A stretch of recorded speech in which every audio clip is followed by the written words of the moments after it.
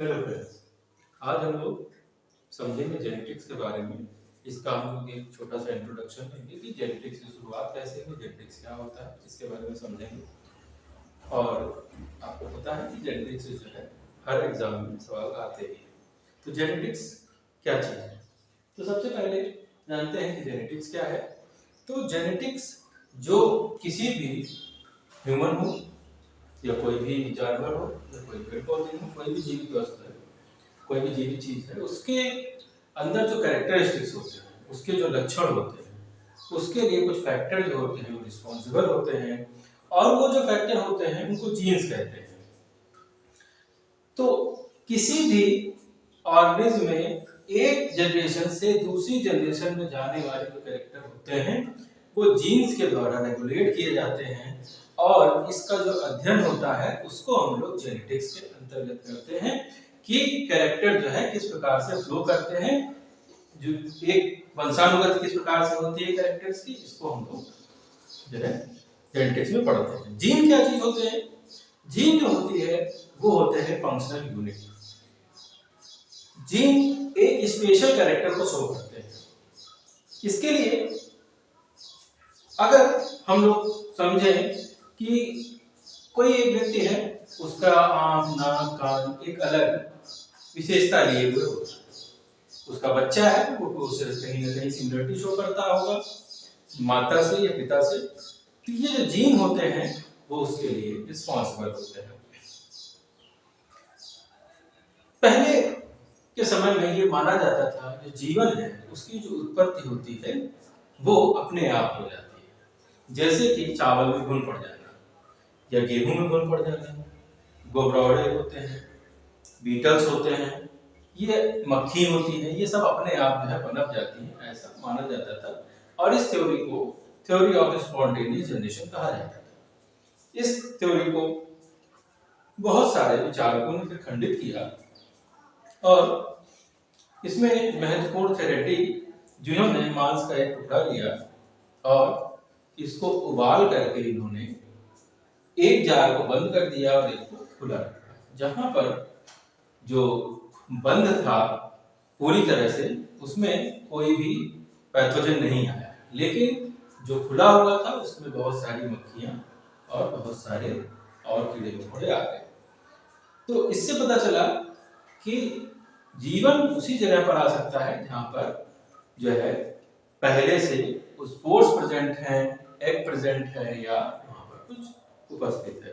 दूसरे थे जो कि स्टॉर्लेंजली थे, इन्होंने एक फ्लास्क लिया, उस फ्लास्क में इन्होंने जो एक मांस का टुकड़ा लिया उसको उबाला, एक को बंद कर दिया और उसको स्टेरिलाइज कर दिया पूरी तरह से। स्टेरिलाइज करने के बाद बंद रखा बोतल को पूरी तरह से, और फिर इसके बाद कुछ समय के बाद जब उस बोतल को खोला गया, ओपन किया गया, तो उसके अंदर फर्दर जो है पैथोजन जर्मिनेट नहीं हुए, क्योंकि उसमें एग पूरी तरह से समाप्त हो चुके थे, स्टेरिलाइज हो गए थे। इसके बाद हम लोग समझते हैं एक थ्योरी है परफॉर्मेशन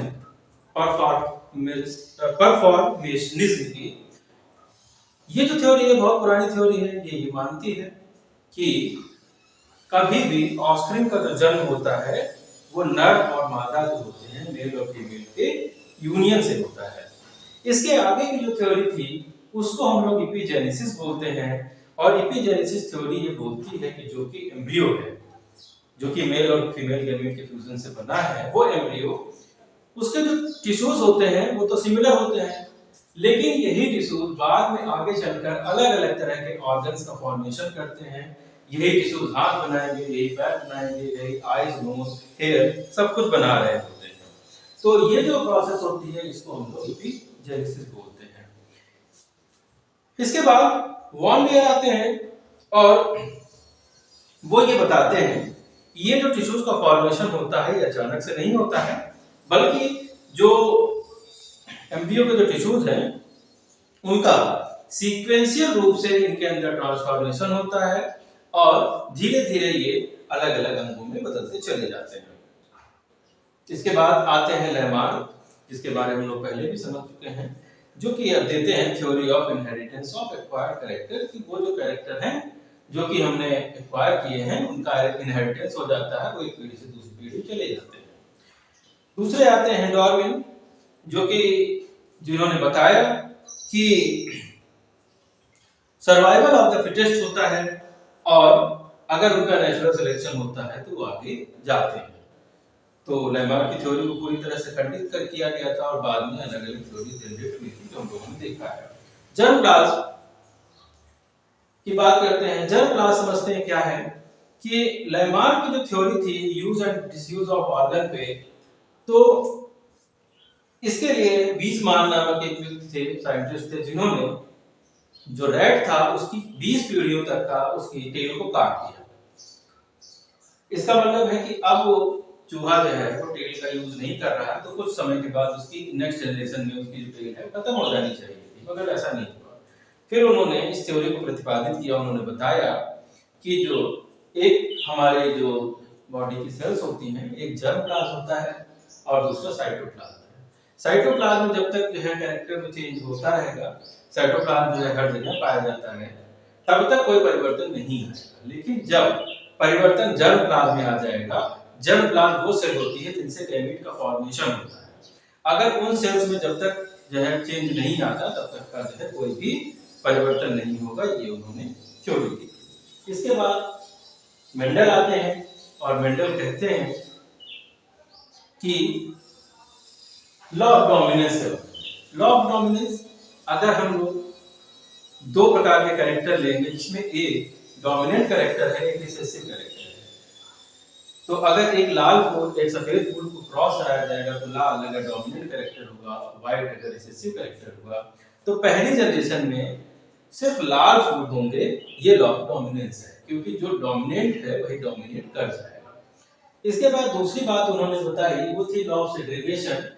अब सारे फूल जो सेकंड जब क्रॉस करने पर आए वो सारे लाल थे, लेकिन अगर इन्हीं को फिर से अगर मेटिंग करा दी जाएगी, इन्हीं के सीड्स को अगर फिर से मेटिंग करा दी जाएगी, तो यहाँ पर जो है एक सफेद फूल जरूर बनेगा। इसका मतलब है वो अपने आप को अलग रखता है।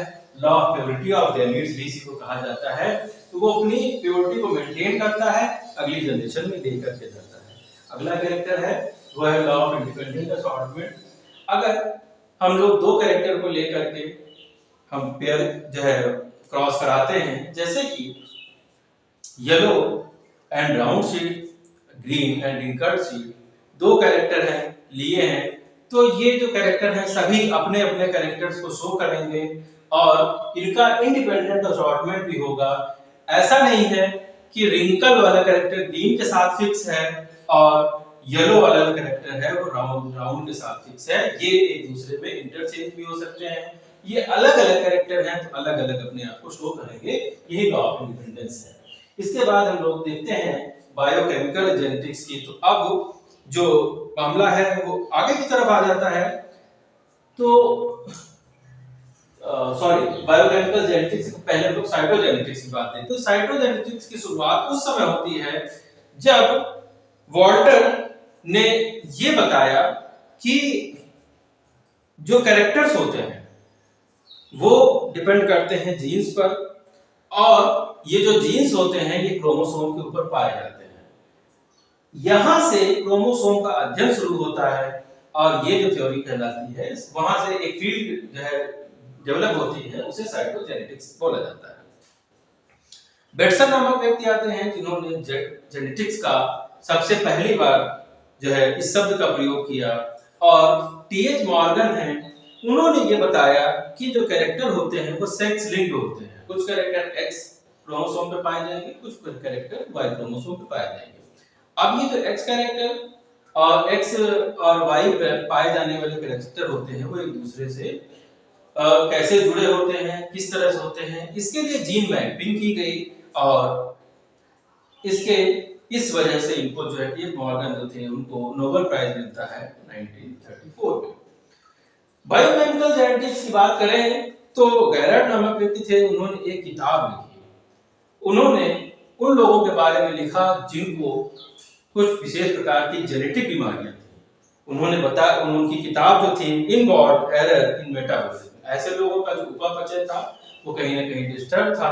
उन्होंने बताया कि कुछ एंजाइम होते हैं जो कि ऐसे लोगों में एब्सेंट होते हैं, जिस वजह से मेटाबॉलिज्म में प्रॉब्लम होती है। बीडल एंड टॉटम आए और बीडल एंड टॉटम ने बताया कि एक जीन जो होता है वो एक एंजाइम के लिए रिस्पॉन्सिबल होता है, और ये जो एक एंजाइम होता है वो विशेष जो है बायोकेमिकल रिएक्शन को जन्म देता है। और इसके बाद शुरुआत होती है मॉलिक्यूलर जेनेटिक्स की। यहाँ पर जीन की जो पहचान है 1944 में एवरी मैकार्टी नामक व्यक्ति ने की थी, और इसको आगे बढ़ाते हुए 1953 में वाटसन एंड क्रिक ने डीएनए का डबल हेलिक्स मॉडल बनाया, जिसके लिए उनको 1962 में नोबेल प्राइज भी मिला। नीरनबर्ग थे, उन्होंने 1961 में जेनेटिक कोड की खोज की। ये जो जेनेटिक कोड होते हैं वो 64 टाइप्स के होते हैं। इसमें कुछ इनिशिएशन कोडॉन्स होते हैं और कुछ टर्मिनेटिव कोडॉन होते हैं, जिनको कि नॉनसेंस कोडॉन भी कहा जाता है। जो आओ जी, जाओ जी, एयूजी, जीयूजी जो है ये इनिशिएशन कोडॉन है, और वहीं पर यूएए, यूएजी और यूजीए जो है वो टर्मिनेटिंग या नॉनसेंस कोडॉन कहलाते हैं। इसके बाद जैक्वा एंड मोनो बताते हैं कि ऑपरेटर जीन्स होते हैं, प्रमोटर जीन्स होते हैं, रेगुलेटर जीन्स होते हैं। रिकॉम्बिनेंट डीएनए टेक्नोलॉजी की बात करें तो यहाँ पर रिकॉम्बिनेंट डीएनए टेक्नोलॉजी बताती है कि जो डीएनए है वो किस प्रकार से दोबारा से यूनियन बनाता है, कैसे अपनी कॉपी बनाता है। तो इसमें रेस्ट्रिक्शन एंजाइम होते हैं। जो डीएनए है ये धीरे धीरे ये जो इनका हेलिक्स होगा वो खुल जाएगा, और ये जो इसको काटने का काम, ये जो बॉन्ड होगा इनको काटने का काम रेस्ट्रिक्शन एंजाइम करेगा। फिर इसके बाद यहाँ पर लाइगेज एंजाइम आएगा, जो कि यहाँ पर फर्दर जो है इनको जोड़ने का काम करेगा। इस प्रकार से एक डीएनए से दो डीएनए बन गया और डीएनए की कॉपी बनती चली जाएगी। इसके बाद बात करते हैं सेंट्रल डोग्मा की। तो सेंट्रल डोग्मा जहां पर ये एक सूचना पहुंचाने का कार्य है, जो कि जो सूचनाएं होती हैं वो जाती हैं डीएनए फॉर्म करता है मैसेंजर आरएनए, और ये जो मैसेंजर आरएनए होता है वो उसी तरह की प्रोटीन का फॉर्मेशन कर रहा होता है। डीएनए से एमआरएनए बनने की जो प्रोसेस होती है उसको ट्रांसक्रिप्शन कहते हैं, और एमआरएनए से प्रोटीन बनने की जो प्रोसेस होती है उसको ट्रांसलेशन बोलते हैं। कभी-कभी एमआरएनए से डीएनए भी बनता है, तो ऐसी प्रक्रिया को रिवर्स ट्रांसक्रिप्शन कहा जाता है।